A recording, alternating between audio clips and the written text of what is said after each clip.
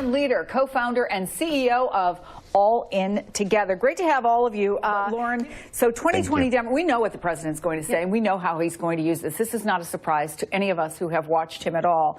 But the Democrats do have a choice. They do. Do they dig in? Do they drop it? Do they say, look, let's get on with the work of the American people? What's the right choice for a Democrat here, especially the 2020 candidates? Look, I think there's no question that the 2020 candidates have to paint a positive and better picture of the country than what we're getting today. The fact is that the president has a limited set of options in terms of what he runs on. The economy is beginning to contract, right? Part of why the interest rates did not go up is because growth is not what we were expecting it to be. He certainly can't continue campaigning on the stock market. We've seen the volatility there. He's got nothing on a number of his big promises, including North Korea.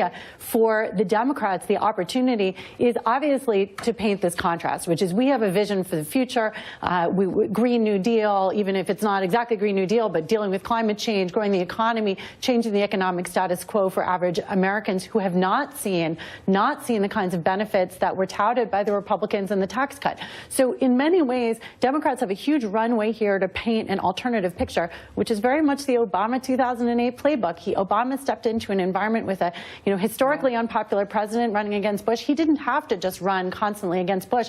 He had to do that and also paint a picture of the future. And that's the problem for the president. His entire reason for his whole, sort of raison d'etre is having enemies to fight against. It's been backfiring for him. It certainly did in the John McCain case. Who does he fight when the Muller report is over?